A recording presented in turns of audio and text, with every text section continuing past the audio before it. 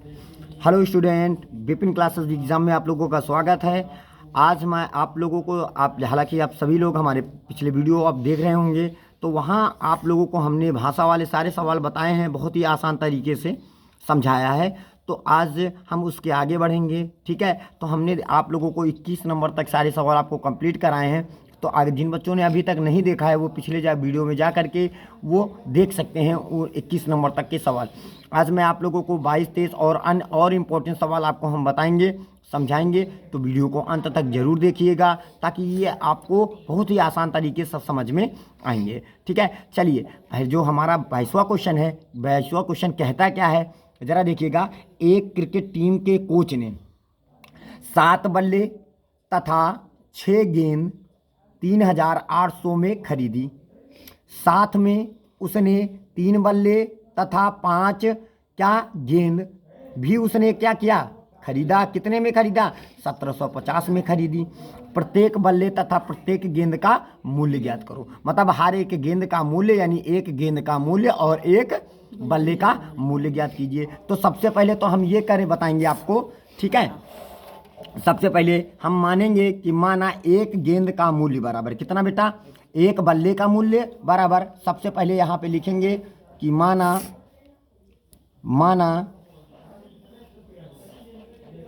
देखिएगा, सबसे पहला काम करेंगे, माना कितना। सबसे पहले प्रत्येक बल्ले तथा प्रत्येक गेंद का मूल्य पूछ रहा है, तो सबसे पहले हम हर समय याद रखिएगा, हम एक बल्ले तथा एक गेंद का मूल्य लिखेंगे। यानी एक बल्ले का मूल्य बराबर एक बल्ले का मूल्य, एक बल्ले का मूल्य कितना है हमारे पास? 100 रुपया है। कितना है? 100 रुपये है, बराबर 100 रुपये, ठीक है। और एक गेंद का मूल्य हमारे पास कितना है? एक गेंद का जो मूल्य है वो कितना है हमारे पास? ₹y है, ठीक है। बराबर कितना हो गया? y। तो ठीक है, अब प्रथम शर्तानुसार अब क्या करेंगे? प्रथम शर्तानुसार लगाएंगे कि प्रथम शर्तानुसार के तहत हमारे पास क्या कह रहा है, ठीक है। ध्यान दीजिएगा, प्रथम शर्तानुसार के तहत क्या कह रहा है। अब देखिएगा, प्रथम शर्तानुसार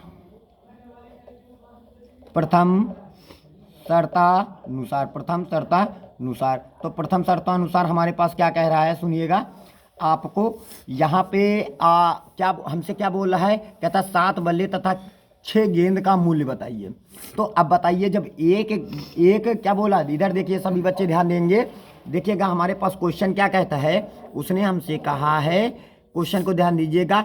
एक क्रिकेट टीम के कोच ने 7 बल्ले तथा 6 गेंद का मूल्य 3800 में खरीदा। तो एक बल्ले का मूल्य 100 रुपये है और एक गेंद का मूल्य कितना है? ₹y हमने मान लिया। तो एक गेंद का मूल्य, जब एक बल्ले का मूल्य 100 रुपये है और एक गेंद का मूल्य ₹y है, तो 7 बल्लों का मूल्य कितना होगा? एक बल्ले का मूल्य 100 रुपये है, तो 7 बल्लों का मूल्य कितना होगा? 7x हो जाएगा, क्योंकि ज़्यादा होगा ना, ज़्यादा के लिए क्या करते हैं, उसको गुणा कर देते हैं। और एक गेंद का मूल्य ₹y है और उसने कितने गेंद खरीदे? 6 गेंद, तो 6y हो जाएगा। दोनों को आपस में क्या करेंगे? जोड़ देंगे, तब जाके उसने कितना रुपए दिया दुकानदार को? 3800 रुपये दिया। समीकरण नंबर 1 हो जाएगा। अब इसी तरह का आप द्वितीय समीकरण, द्वितीय शर्तानुसार। अब जब द्वितीय शर्तानुसार में आएंगे तो बेटा देखिएगा, इस बार उसने कितने खरीदे हैं? उसने 3 बल्ले तथा 5 गेंद का मूल्य 1750 बताए हैं। तो एक बल्ले का मूल्य जब 100 रुपये है तो 3 बल्ले का मूल्य कितना हो जाएगा? 3x। और एक गेंद का मूल्य जब y है तो उसने कितनी गेंदें खरीदी है? 5y हो जाएगा। दोनों मूल्यों को जोड़ देंगे तो बराबर कितना मूल्य मिला? 1750 रुपये आ जाएगा। समीकरण नंबर क्या हो जाएगा? इतनी बात सभी बच्चों को समझ में आ गया। अब चलिए, अब इसके बाद दो समीकरण 1 तथा समीकरण 2 से यहाँ पे लिखेंगे। समीकरण 1 वे कहाँ से? समीकरण 2 से। तो समीकरण 1 क्या कहता है हमसे? देखिएगा अब यहाँ पे सबसे पहले देखिएगा, यहाँ पे 3 है और यहाँ पे क्या है? 7 है। यहाँ पे 5 है तो यहाँ पे 6। इन दोनों समीकरणों को हल करने के लिए इनके x तथा y के गुणांक के दोनों में से कोई एक बराबर होना चाहिए। तो एक काम करिएगा, इसको हम कितने से गुणा कर देंगे? 3 से, और इसको गुणा कर देंगे 7 से। तो हमारे पास x क्या हो जाएंगे? बराबर हो जाएंगे। समीकरण 1 को गुणा करिएगा किससे? 3 से, और समीकरण 2 को गुणा करेंगे किससे? 7 से गुणा कर दीजिएगा। ठीक है, चलिए 3 से गुणा करते हैं। 7 3 सते 21 हो जाएगा, तो हमारे पास हो जाएगा 21x हो जाएगा, प्लस का 3 से गुणा करेंगे तिछंग 18y हो जाएगा, बराबर 3 से गुणा करिए 3 0 0 3 0 0 3 8 24 की 4 हासिल है 2, और 3 दूनी 6 3 तिका 9 9, और कितना हासिल आया था 2 9 2 11। ठीक है, ये हो जाएगा। फिर उसके बाद अब इसको कितने से गुणा करेंगे? 7 से, तो 7 3 21x हो जाएगा, प्लस का 7 5 35 हो जाएगा। कितना हो जाएगा बेटा? 7 5 35y हो जाएगा, बराबर 7 से गुणा करिए 7 0 0 7 5 35 की 5 हासिल है 3। ठीक है, 7 सते 49 49 और 3 51 51 की 1 हासिल है 5 7 सते 49 49 और हासिल कितना था 3 49 और 3 कितना होता है? 52 होता है। 49 3 52। ठीक है, 52 की 2 हासिल है 5, और 7 कम 7 5 12, ये हो जाएगा। अब इनको हम क्या करेंगे बताएंगे, दोनों को जोड़ेंगे कि घटाएंगे? घटाने पर, तो यहाँ पे लिखेंगे क्या हो जाएगा? घटाने पर प्लस में था, माइनस में प्लस में था, माइनस में प्लस में था, ये दोनों कैंसिल हो जाएंगे। 35y में 18y निकालेंगे तो कितना हो जाएगा? 17y काहे का? माइनस का, तो इधर आ जाइए, तो 0 में 0 गया 0, 5 में 0 गया 5, और एक उधार लिया 12 12 में 4 निकल गया 8, और यहाँ पे कितना बचा? 1 1 में 1 कुछ नहीं, 1 में 1 कुछ नहीं, तो ये काहे का आएगा? माने माने कैंसिल हो जाएगा। 17 5 85, तो y का मान हमारे पास कितना आ गया? 50 आ गया। इतनी बात आई समझ में? y का मान कितना आ गया बाबू? 50। अब y का मान कहाँ पे रखोगे? समीकरण 1 में चाहे 2 में रखो। y का मान समीकरण किस में? 2 में रखने पर, 2 में रख दीजिएगा, 2 में रखने पर जब समीकरण 2 में रखेंगे तो हमारे पास कितना प्राप्त होगा बताइएगा सभी बच्चे? तो समीकरण 2 में रखिए तो कितना हो जाएगा? 3x प्लस का 5y बराबर 1750 था, ये लिख दिया। अब हमारे पास y का मान हमारे पास कितना है? 3 लिखेंगे, x लिखेंगे, और यहाँ पे प्लस का 5 गुणे कितना हो जाएगा? 50 हो जाएगा, अब बराबर 1750 हो जाएगा। अब देखिएगा 3x लिख दिया, 25 का मतलब 250 हो जाएगा, 250 प्लस में था उधर जाएगा माइनस में, तो हमारे पास हो जाएगा 1750 माइनस का 250 हो जाएगा। तो हमारे पास हो जाएगा 3x बराबर, तो ये 0 में 0 गया 0, 5 में 5 निकल गया 0, 7 में 2 निकल गया 5, और कितना हो जाएगा? 1। ठीक है, तो हमारे पास 3 से काटेंगे 3 5 15, 500 हो जाएगा। तो x का बराबर कितना आया? तो यहाँ पे x बराबर हमारे पास कितना आ गया? 500। तो इसका मतलब एक बल्ले का मूल्य कितना निकल के आया है? एक बल्ले का मूल्य बराबर, एक बल्ले का जो मूल्य निकल के आया है, एक बल्ले का मूल्य बराबर कितना आ गया? 500 रुपये आ गया। ठीक है, और एक गेंद का मूल्य कितना आ गया? एक गेंद का जो मूल्य है वो कितना आ गया? 50 रुपये। कितना आ गया? 50 रुपये। यही आपका बेटा, यही हो जाएगा आपका आंसर। बस समझ में आया सभी बच्चों को? ठीक है, चलते हैं अगले नंबर क्वेश्चन में। चलिए अगला क्वेश्चन क्या है? जैसे 23वां नंबर कहता है, एक नगर में टैक्सी के भाड़े में एक नियत भाड़े के अतिरिक्त चली गई दूरी पर भाड़ा सम्मिलित किया गया है। अतिरिक्त भाड़ा क्या है? नियत भाड़ा क्या है? नियत भाड़ा का मतलब जैसे हम लोग, आप लोगों ने देखा होगा शादी बारात में जब हम गाड़ी मंगवाते हैं बारात के लिए, तो वहाँ पे गाड़ियाँ आ जाती हैं, और फिर कभी कभी ऐसा होता है कि हमारे बाराती कम हो जाते हैं। ठीक है, बाराती कम हो जाते हैं तो गाड़ियों की संख्या ज़्यादा हो जाती है, तो हम गाड़ियों को क्या कर देते हैं? हम वापस कर देते हैं। लेकिन जब वापस करते हैं तो गाड़ी वाला अपना भाड़ा जरूर लेता है, उसका नियत किराया है। मतलब अगर आपके दरवाजे वो आ गया है, आपके घर आ गया है, तो इसका मतलब वो आपसे भाड़ा जरूर लेगा, अपना चार्ज जरूर लेगा, वह उसका नियत किराया होता है। उसके बाद वो जब जितना चलेगा प्रति किलोमीटर का भाड़ा अलग होगा, वही हमारा क्या हो जाएगा? अतिरिक्त भाड़ा हो जाएगा। यानी दूसरी पर भाड़ा सम्मिलित किया जाता है, मतलब चली गई दूरी पर अतिरिक्त भाड़ा आपको सब बताया जाएगा कि 1 किलोमीटर पर इतना रुपए लेगा, इतने किलोमीटर का इतना। मतलब अगर आपके वो गाड़ी दरवाजे आ गई तो आपको उसका भाड़ा जो भी होगा चार्ज उसको देना पड़ेगा। वो तो अब फिर उसके बाद आपको प्लस और देना पड़ेगा कितनी दूरी आपने तय किया, और वो बताएगा कि 1 किलोमीटर की दूरी के लिए इतना पैसा लगता है। तो आप सभी लोगों को समझ में आया नियत भाड़ा क्या होता है? नियत भाड़ा, अगर आपके दरवाजे गाड़ी आ गई है तो समझ लीजिएगा आपको उसका भाड़ा देना पड़ेगा। फिर उसके बाद बारात गाड़ी जाए या ना जाए तो वो तो उस पर निर्भर करता है कि कितनी किलोमीटर गाड़ी चली है। ठीक है, तो कहता है 10 किलोमीटर दूरी के लिए भाड़ा 105 है तथा 15 किलोमीटर के लिए भाड़ा 155 है। तो नियत भाड़ा तथा प्रति किलोमीटर भाड़ा क्या है? एक व्यक्ति को 25 किलोमीटर यात्रा करने के लिए कितना भाड़ा देना होगा? बात आ रही समझ में? कितना भाड़ा देना होगा? तो सभी बच्चे हमारे पास ध्यान से सुनिएगा, क्वेश्चन को अच्छे से समझने की कोशिश करेंगे। देखिएगा क्वेश्चन क्या कहता है कि समझिएगा। यहाँ पे सभी बच्चे देखिएगा,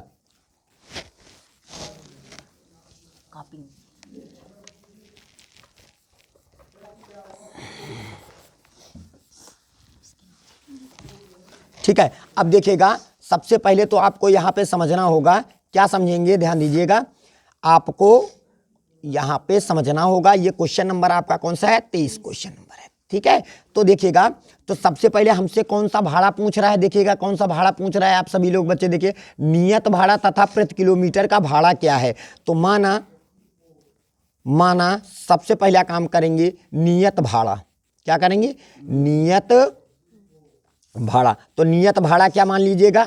x रुपए है। कितना है? रुपए है, x रुपए है। और प्रति किलोमीटर का भाड़ा कितना है? प्रति किलोमीटर का भाड़ा, किलोमीटर का भाड़ा जो है वो कितना है? भाड़ा बराबर y रुपए है। कितना है? y रुपए है। समझ रहे हो? नियत भाड़ा का मतलब समझते हो ना, कि अगर गाड़ी दरवाजे आ गई है तो आपको पैसा देना ही पड़ेगा। ठीक है, अब फिर उसके बाद मान ली दरवाजे आ गए तो उसका जो चार्ज है वो 100 रुपया तुमसे लेगा। ठीक है, अब दरवाजे आ गए, अब गाड़ी जाए या ना जाए बारात, लेकिन अब 100 रुपया तुम्हें देना पड़ेगा। फिर उसके बाद वो आपसे कहेगा कि भैया 1 किलोमीटर का भाड़ा 20 रुपए है। कितना है? 20 रुपए है। तो 1 किलोमीटर का भाड़ा 20 रुपए है, तो गाड़ी चली है 20 किलोमीटर, तो 1 किलोमीटर का भाड़ा 20 रुपए है, तो गाड़ी क्या किलोमीटर चली है? 20 किलोमीटर। तो 20 का 20 से गुणा करेंगे, 400 ये हो जाएगा, यानी 400 रुपया इसका देना पड़ेगा और 100 रुपये उसका नियत किराया। तो टोटल कितना भाड़ा हो जाएगा? 500 रुपये। समझ में आया? तो अब देखिएगा प्रथम शर्तानुसार हमसे क्या कहता है, ध्यान दीजिएगा। प्रथम शर्तानुसार अब देखिएगा प्रथम शर्तानुसार हमसे क्या कहता है? कहता है 10 किलोमीटर के लिए भाड़ा, ध्यान दीजिएगा, कहता है 10 किलोमीटर के लिए भाड़ा 105 है। कितना है? 105 है। 10 किलोमीटर के लिए भाड़ा 105 रुपये है। ठीक है, 105 रुपये है। तो यहाँ पे लिखेंगे 10 किलोमीटर के लिए क्या भाड़ा कितना है? 105 रुपये बराबर 105 रुपये है। अब सोचिए कि कैसे 10 किलोमीटर के लिए भाड़ा 105 रुपये आया होगा। ध्यान दीजिएगा, देखिएगा उसका नियत किराया मान लीजिए 1 रुपये, वो तो अपना लेगा ही लेगा। और 1 किलोमीटर के लिए भाड़ा कितना है? y रुपये। 1 किलोमीटर के लिए भाड़ा y रुपये है। और कितने किलोमीटर गया है? 10 किलोमीटर गया है। तो 10y नहीं हो जाएगा, 10y रुपये ले लेगा। दोनों मूल्यों को आपस में जोड़ दिया तो बराबर कुल कितना रुपया आ जाएगा? 105। समीकरण नंबर 1 हो जाएगा। नहीं समझ में आया? समझ में आया? मतलब नियत, जैसे नियत किराया 100 रुपये था ना, 100 रुपये वो तो लेगा ही लेगा। और क्या किलोमीटर गया था? मान लीजिए 10 किलोमीटर गया था, तो और 1 किलोमीटर का भाड़ा कितना? 20 रुपये है। और 10 किलोमीटर गया तो 200 रुपये ये हो जाएगा। तो 200 रुपये तो वो प्रति किलो जो मतलब इतनी दूरी तय किया उसका, और नियत किराया तो टोटल कितना? 300 हुआ। तो उसने कितना लिया? 105 रुपये लिया। कॉन्सेप्ट समझ आया? अब उसके बाद द्वितीय शर्तानुसार में आ जाइए। तो द्वितीय शर्तानुसार में हमसे क्या कहता है? ध्यान दीजिएगा, इधर देखेंगे सभी बच्चे, ध्यान दीजिएगा। द्वितीय शर्तानुसार में हमसे कहता है कि भैया सुनिएगा, द्वितीय शर्तानुसार में कहता है कि क्या किलोमीटर इस बार गया है? वो देखिएगा, इस बार कहता है 15 किलोमीटर के लिए भाड़ा कितना? 155 है। देखिएगा 15 किलोमीटर के लिए भाड़ा कितना है? 155 है। तो यहाँ पे लिखेंगे 15 किलोमीटर के लिए भाड़ा, 15 किलोमीटर के लिए भाड़ा कितना है हमारे पास? 155 है। 155 रुपये है, हो गया। चलिए 155 रुपये हो गया।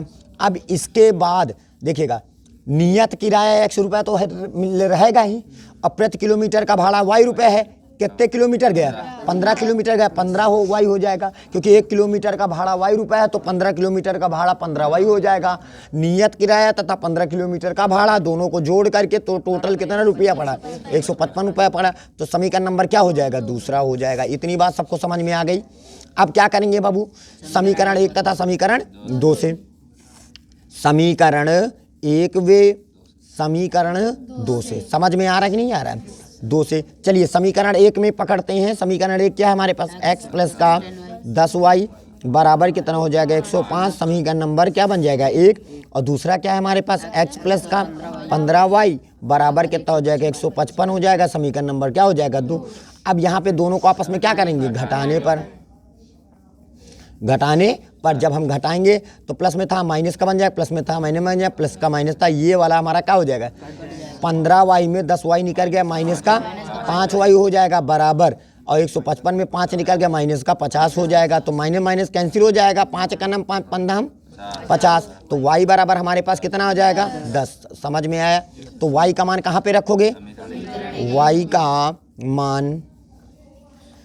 का मान समीकरण किसमें? 1 में रखने पर। आज चलिए रखते हैं। तो समीकरण 1 हमारे पास क्या है? चाहे 1 में रखिए चाहे 2 में रखिए, ठीक है। चलिए 2 में रख लेते हैं। 2 आपको दिखाई पड़ रहा होगा, ठीक है। 2 आपके पास ये, तो हमारे पास क्या है? x प्लस का 15y बराबर कितना? 155 हो जाएगा। x y की जगह पर कितना रखोगे? 10। तो x प्लस का 15 गुणे कितना हो जाएगा? 10 बराबर कितना हो जाएगा? 155 हो जाएगा, ठीक है। 15 दहम्मा 150, 150 प्लस में था माइनस में चला गया, तो x बराबर 155 माइनस का 150 हो जाएगा। तो y का x का मान कितना आ गया? x का मान कितना आ गया? 5 हो जाएगा। तो ये हो जाएगा, ठीक है, ये 5 हो गया। इतनी बात आई। अब x का मान भी मिल गया, y का मान भी मिल गया। इसका मतलब है कि नियत भाड़ा हमारे पास कितना आया? नियत भाड़ा हमारे पास कितना है बेटा? नियत भाड़ा बराबर 5 रुपये आया। और प्रति किलोमीटर का भाड़ा कितना आया? प्रति किलोमीटर का भाड़ा, किलोमीटर का जो भाड़ा निकल के आया है, भाड़ा कितना है? 10 रुपये है ना। अगर एक व्यक्ति 25 किलोमीटर जाना चाहता है, कितना? 25 किलोमीटर। तो देखो उसने क्या बोला है? व्यक्ति कितना जाता है? एक व्यक्ति 25 किलोमीटर यात्रा करने के लिए कितना भाड़ा देना होगा? ध्यान दीजिएगा, एक व्यक्ति 25 किलोमीटर यात्रा करने के लिए कितना भाड़ा देना होगा? तो आपको यहाँ पे समझना होगा बेटा। देखिएगा, 25 किलोमीटर के लिए भाड़ा, 25 किलोमीटर के लिए क्या भाड़ा? तो बताइए, तो भाड़ा कैसे ज्ञात करोगे? देखिएगा, नियत भाड़ा प्लस का 25 किलोमीटर जाएगा तो 25 वाई हो जाएगा। अब यहाँ पे हम क्या करेंगे? यक्स और वाई का मान उठा के रख देंगे। तो यक्स का मान आपने कितना निकाला है? 5, और प्लस का, और 25 गुणे कितना हो जाएगा? 10। 25 गुणे 10 हो जाएगा। ध्यान दीजिएगा, 25 गुणे 10 हो जाएगा। तो हमारे पास ये हो जाएगा, 25 को 10 से गुणा करोगे 250, 250 में 5 और जोड़ दोगे 255, यानी 25 किलोमीटर के लिए भाड़ा कितना देना होगा? 255 रुपये। बात आ रही समझ में? कोई दिक्कत? चलते हैं अगले नंबर क्वेश्चन में। अगला क्वेश्चन क्या कहता है हमारे पास? चलिए अब देखते हैं अगले नंबर क्वेश्चन में। आप लोगों को हमने बताया कि पहले मैं आप लोगों को भिन्न आयु संबंधी वाले क्वेश्चन को बताएंगे, ठीक है। अब हम आपको बताएंगे चाल दूरी समय वाले, ठीक है। तो चाल दूरी समय में जो 8वां नंबर क्वेश्चन है, देखिएगा, कहता है किसी बच्चे को अपने घर से पिकनिक स्थल पहुंचने में 6 घंटे लगते हैं। कोई लड़का है, अपने घर से चलता है। सपोज दैट आप सभी लोग आए हैं, घर से आए हैं, और हमारा कोचिंग क्या है? पिकनिक स्थल है। क्या है? तो आप घर से, कहाँ? घर से कोचिंग जो आए हैं, तो आपको पैदल आए। कैसे आए? पैदल। पहुंचने में आपको कितना समय लगा? 6 घंटा। दूसरा व्यक्ति, दूसरा आपका जो भाई है, वो भी घर से आया है, लेकिन वो साइकिल से आया है। किससे आया है? साइकिल से आया। तो वो साइकिल से आया तो उसको कितना समय लगा? 2 घंटे समय लगा। मतलब घर से, दोनों लोग की घर में रहते हो, तो घर से यहां तक आने में आपको कितना समय लगा? एक पैदल जिसने, जो बच्चा आया है, उसको 6 घंटे लगे, और जो साइकिल से आया है उसको 2 घंटे लगे, ठीक है। तो यदि उसकी साइकिल की औसत चाल, किसकी? साइकिल की औसत चाल उसकी पैदल चाल से उसकी पैदल चाल से 7 किलोमीटर प्रति घंटा अधिक है तो उसकी पैदल चाल और साइकिल चाल ज्ञात करो। ठीक है। अच्छा, दोनों लोग एक ही घर से आए हो ना, तो दोनों के लिए दूरियां क्या होगी? मान लीजिएगा कि घर से पिकनिक स्थल की दूरी, घर से पिकनिक स्थल की दूरी कितनी है? x किलोमीटर है। किलोमीटर दूरी है ना, तो दूरी क्या है? x kilometre. तो सबसे पहले हम भाषा लिखेंगे घर से पिकनिक स्थल की दूरी। तो यहां पे लिखेंगे 8वां नंबर क्वेश्चन। ठीक है, घर से माना, क्या करोगे? माना घर से पिकनिक, कहां जा रहे हो? पिकनिक स्थल की दूरी, स्थल की दूरी कितनी है? दूरी बराबर x किलोमीटर, दूरी x किलोमीटर है। ठीक है, आप दोनों ने अब देखिएगा पैदल चाल कितना है? पैदल क्या चाल, तो चाल बराबर क्या होता है? पैदल चाल। जब जो बच्चा हम घर से पिकनिक स्थल आया है और काहे से आया है? पैदल आया है, तो उसकी चाल क्या होगी? चल के आया होगा ना, तो एक स्पीड होगी उसकी चाल होगी। ठीक है, चाल बराबर क्या होता है? दूरी बटे समय। चाल का सूत्र क्या होता है? दूरी बटे समय। इसका मतलब है वो दूरी कितनी है? x, और उसको समय कितना लगा? 6 घंटा लगा, तो ये हो जाएगा 6 घंटे लगा, तो ये क्या हो जाएगा? किलोमीटर प्रति घंटा, क्योंकि x किलोमीटर में 6 घंटा में है, तो किलोमीटर प्रति घंटा हो जाएगा। बात आ रही समझ में? और साइकिल की चाल कितनी है? जो बच्चा साइकिल से आया है, किससे आया? साइकिल से, यानी साइकिल की चाल या कह लो साइकिल चाल। ठीक है, तो चाल बराबर क्या होता है? दूरी बटे समय। तो बताओ, तो साइकिल से वो दूरी तो उतनी है x, लेकिन वो कितने समय में पहुंचा? 2 घंटे में पहुंचा, तो इसकी जो चाल हो जाएगी, साइकिल की चाल हो जाएगी, जो बच्चा साइकिल से आया वो x बटे 2 किलोमीटर प्रति घंटा। नहीं समझ में आया? क्योंकि देखिएगा ये भी क्या है? चाल है, और ये भी चाल है। ऐसा चाल क्यों कर दिया? क्योंकि उसने हमसे कहा है कि 7 किलोमीटर प्रति घंटा क्या लगता है? अधिक लगता है। कैसे कहा? अब हम क्या करेंगे? शर्तानुसार, प्रथम शर्तानुसार ना प्रश्नानुसार क्या करेंगे? क्योंकि एक ही तो शर्त है यहाँ पे, तो क्या करोगे? वो क्या बोलते हैं उसके? प्रश्नानुसार। यहाँ पे ध्यान देंगे, सभी बच्चे ध्यान दीजिएगा, प्रश्नानुसार। तो चलिए प्रश्नानुसार हम चलते हैं। तो ध्यान दीजिएगा, आपको क्वेश्चन क्या कहता है, ध्यान दीजिएगा सभी बच्चे। कहता है यदि उसकी साइकिल की औसत चाल उसकी पैदल चाल से कहा 7 किलोमीटर प्रति घंटा अधिक है, तो एक तरफ लिखिए साइकिल की चाल। साइकिल की चाल कितनी है? x बटे 2, और एक तरफ लिखेंगे पैदल चाल, x बटे कितना हो जाएगा? 6। क्या बोलता है? साइकिल की औसत चाल उसकी पैदल चाल से, चाल है ना, चाल से 7 किलोमीटर प्रति घंटा अधिक है, तो इधर 7 किलोमीटर प्रति घंटा अधिक कर देंगे, तो दोनों आपस में क्या हो जाएंगे? नहीं समझ में? देखिएगा ये क्या है? चाल है। ये क्या है? चाल है। ये क्या है? चाल है। पूरा देखिएगा कॉन्सेप्ट किस में है? चाल ही में तो है। नहीं समझ में आया? सब टोटल हमारे पास काहे में है? चाल में। याद रखना, चाल में जब कोई चाल और चाल जुड़ करके क्या मिलता है? हमको चाल मिलती है ना। दूरी और दूरी जुड़ करके या घट करके क्या मिलता है? दूरी मिलती है। समय और समय जुड़ करके या घट करके क्या मिलता है? समझ में आया? प्लस में था, उधर जाएगा माइनस में, तो यहाँ पे हमारे पास क्या हो जाएगा? बोलिएगा, बोल। x बटे क्या हो जाएगा? 2 माइनस का x बटे कितना हो जाएगा? 6 बराबर कितना हो जाएगा? 7। इक्वेशन है, समीकरण है।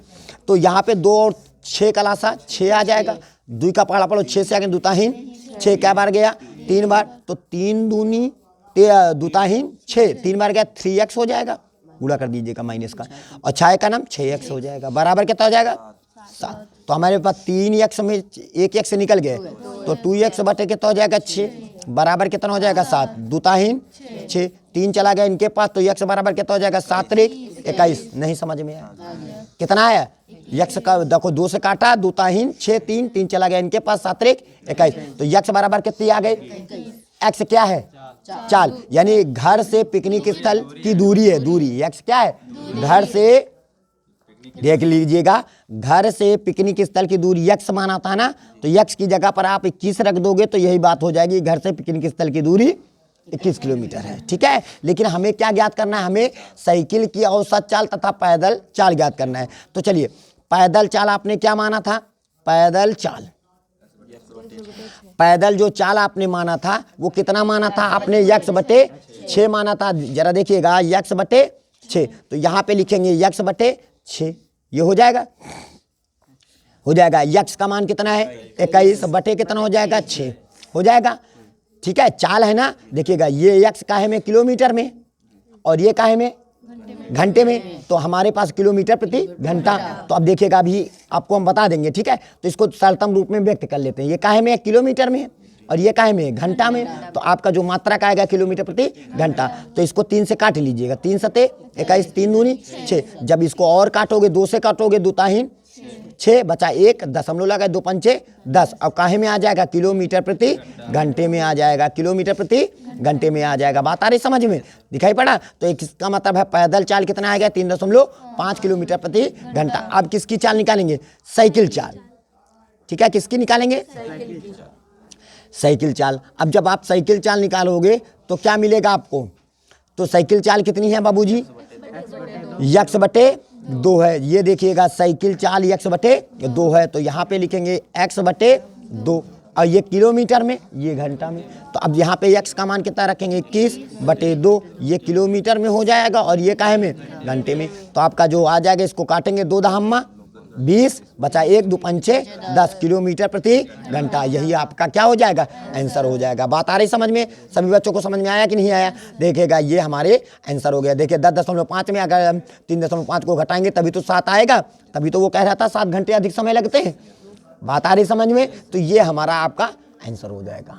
कोई दिक्कत किसी बच्चे को। चलिए अगले नंबर क्वेश्चन में चलते हैं। अगला क्वेश्चन क्या कहता है हमसे, देखिएगा अगला क्वेश्चन क्या कहता है, कहता है 30 किलोमीटर चलने में अजीत को अमित से 2 घंटे समय अधिक लगता है। क्या लगता है, 2 घंटे। अजीत को अमित से 2 घंटे समय अधिक लगता है।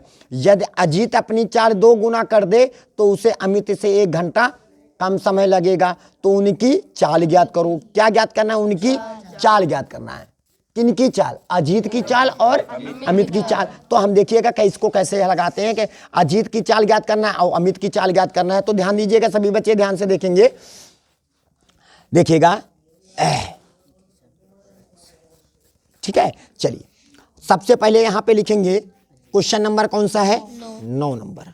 ठीक है, तो यहां पे लिखेंगे माना अजीत की चाल बराबर, क्योंकि दोनों की चालें ज्ञात करनी है। तो माना अजीत की चाल बराबर कितनी है, चाल बराबर बोलिएगा x किलोमीटर प्रति घंटा। किलो चाल है ना, तो चाल किलोमीटर प्रति घंटा। और दूसरा व्यक्ति कौन है, अमित है। तो अमित की चाल बराबर लिखेंगे, अमित की जो चाल है वो कितना है, y किलोमीटर प्रति घंटा। तो यहाँ पे लिखेंगे y किलोमीटर प्रति घंटा। इतनी बात सभी बच्चों को समझ में आ गई। ठीक है, ये हो गया। ठीक है, अब चलिए आगे देखते हैं।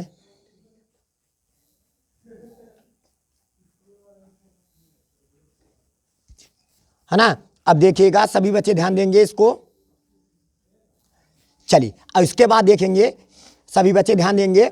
अब उसके बाद आप सभी लोगों को बता दें कि देखिएगा हम क्या है, प्रथम शर्तानुसार किस में चलते हैं, प्रथम शर्तानुसार में चलते हैं। प्रथम, ध्यान दीजिएगा, प्रथम शर्तानुसार, प्रथम के शर्त के अनुसार चलेंगे।